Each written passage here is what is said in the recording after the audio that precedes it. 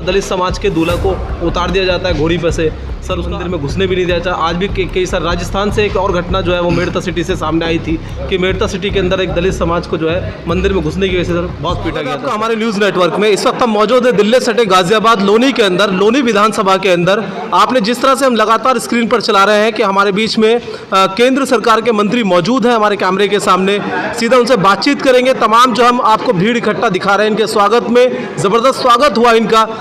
मैं camera person से कहूँगा कि मेरे दाहिने ओर जो बैठे हुए हैं वो राजीव पहिवाल जी हैं, जो कहीं ना कहीं पिछले 18 वर्षों से लगातार दबे कुचलों की आवाज़ उठा रहे हैं और मंत्री जी के विषय में उन्होंने बहुत सारी जानकारी।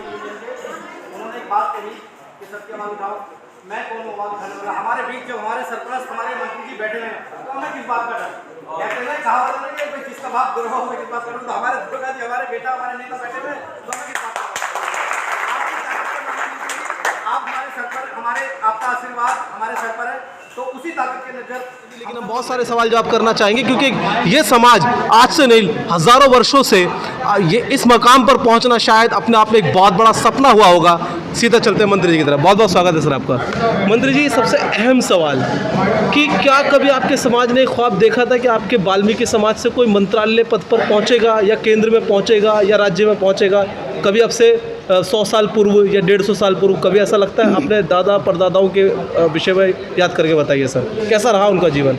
देखिए, वाल्मीकि समाज का एक इतिहास है और समय के अनुसार उस इतिहास को दबाया गया और नहीं तो इसी समाज से बाबा साहब आते हैं जिन्होंने इतनी शिक्षा दीक्षा प्राप्त की कि भारत का संविधान रच डाला और जिस संविधान के अंतर्गत भारत की सरकार से लेकर के सुप्रीम कोर्ट और हाई कोर्ट और सारी संवैधानिक व्यवस्था बाबा साहब के संविधान के अंतर्गत चलती है।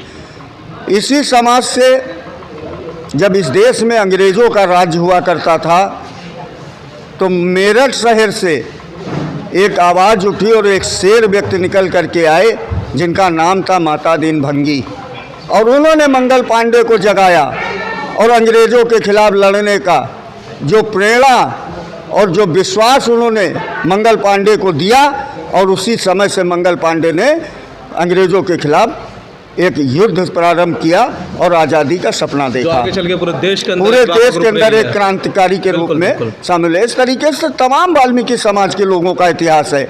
18 अप्रैल 13वीं शताब्दी में अलाउद्दीन खिलजी के बेटे को मार करके सुकरू नामक वाल्मीकि जो गुजरात के रहने वाले थे 13वीं शताब्दी में मार करके दिल्ली की सत्ता प्राप्त की और दिल्ली के सम्राट रहे और 6 महीने उन्होंने भारत का राज किया।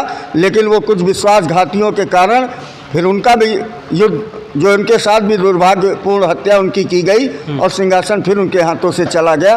तो इस तरीके से वाल्मीकि समाज का गौरवशाली इतिहास रहा है। और खाली वाल्मीकि समाज का ही नहीं, दलित समाज में आप उदा देवी को ले लो, झलकारी बाई को ले लो, महाराजा बिजली पासी किला महाराजा बिजली पासी को ले लो। इस तरीके से इतिहास है दलित समाज का, जिन्होंने भारत को आज़ादी के लिए एक अहम भूमिका निभाई है। और उसी के कड़ी में आज भी उत्तर प्रदेश ही नहीं बल्कि देश के अंदर जो सरकार बनी है वो चाहे माननीय मुख्यमंत्री आदित्यनाथ योगी जी की है या माननीय देश के प्रधानमंत्री नरेंद्र भाई मोदी जी की है, इसमें भी दलित समाज बढ़ चढ़ के वोटिंग की है, जिसके अंतर्गत हमारी देश में सरकार बनी है। और माननीय प्रधानमंत्री जी का और माननीय मुख्यमंत्री जी का जो सपना है सबका साथ सबका विकास सबका विश्वास, जिसके तहत वो काम कर रहे हैं। और हमारे दलित समाज को बहुत सम्मान जो है सरकार से मिल रहा है। अनुसूचित वर्ग को आगे बढ़ाने का काम हमारे उत्तर प्रदेश के माननीय मुख्यमंत्री योगी आदित्यनाथ जी और हमारे देश के प्रधानमंत्री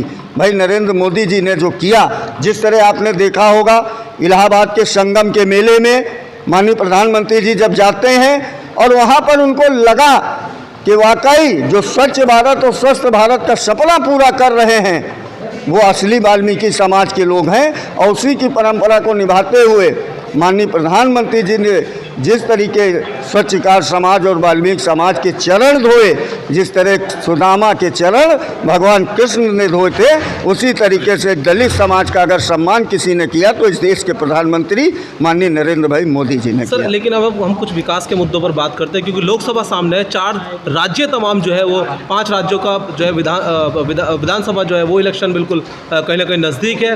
राजस्थान की सबसे पहले चर्चा करेंगे कि राजस्थान इस वक्त जो है सबसे ज़्यादा, क्योंकि आप केंद्र में तमाम चीज़ों को देख रहे हैं, तो सर राजस्थान को किस नज़रिए से देखते हैं? तमाम पिछले 15 साल की जो है वो रूपरेखा बदलती रहेंगी, या जिस तरह से जो है वो कांग्रेस दिखा रही है कि बिल्कुल वो दोबारा रिपीट कर रहे हैं? सर राजस्थान के लोगों को क्या मैसेज देना चाहेंगे? देखिए, राजस्थान के अंदर और मध्य प्रदेश के अंदर और छत्तीसगढ़ के अंदर जो 5 प्रांत में चुनाव हो रहे हैं, हम बहुत मजबूती से भारतीय जनता पार्टी लड़ रही है और हम पूरा आशा और विश्वास से आपको इस चैनल पे कहकर जा रहे हैं कि राजस्थान, मध्य प्रदेश, इन सभी प्रदेशों में भारतीय जनता पार्टी 2/3 बहुमत के साथ वहाँ की सत्ता प्राप्त करेगी। यही आशा और विश्वास है हमको। अच्छा सर, आखिरी और अहम सवाल सर, ये बताइए, आपने बहुत शानदार इतिहास बताया, हमारे चैनल के माध्यम से हमारे लाखों व्यूअर्स को ये मैसेज जाएगा, लेकिन सर आज भी बहुत सारी घटनाएं ऐसी होती हैं जब आप देखते हैं कहीं ना कहीं आपका भी मन बहुत आहत होता होगा। आप एक शानदार जो है वो गद्दी पर विराजमान है, एक मंत्रालय में विराजमान है, लेकिन वहीं पर दलित समाज के दूल्हा को उतार दिया जाता है घोड़ी पर से, सर उसका जो है निरादर किया जाता है, और तमाम जो है वो इस तरह की व्यवस्थाएं चलती है कि मंदिर में घुसने भी नहीं दिया जाता। आज भी कई सर राजस्थान से एक और घटना जो है वो मेड़ता सिटी से सामने आई थी कि मेड़ता सिटी के अंदर एक दलित समाज को जो है मंदिर में घुसने की वजह से सर बहुत पीटा गया था सर, वो भी हमने अपने चैनल पर कवर करी थी। ऐसे लोगों को क्या कड़ा मैसेज है केंद्र सरकार का सर? देखिए, घटना चाहे दलित समाज के साथ हो या ओबीसी समाज के साथ हो या जनरल समाज के साथ है, घटना तो दुर्भाग्यपूर्ण ही होती है। किसी बहन बेटी की इज्जत लुट जाना या किसी के मर्डर हो जाना, किसी का कत्ल हो जाना, यह दुर्भाग्यपूर्ण है। ऐसी घटनाएं नहीं होनी चाहिए। अभी कल देखिए दशहरा था, कल हम लोगों ने रावण को जलाया, लेकिन रावण क्या मर गया लोग कहते हैं? रावण नहीं मरा है, रावण आज भी जीवित है। जो इस तरीके की घटनाएं घटित करते हैं उन्हीं में तो जाकर के रावण की आत्मा वास कर जाती है, तो इस तरीके की घटनाओं को घटित कर देते हैं। तो ऐसी घटनाओं से बचना चाहिए और हमारा आग्रह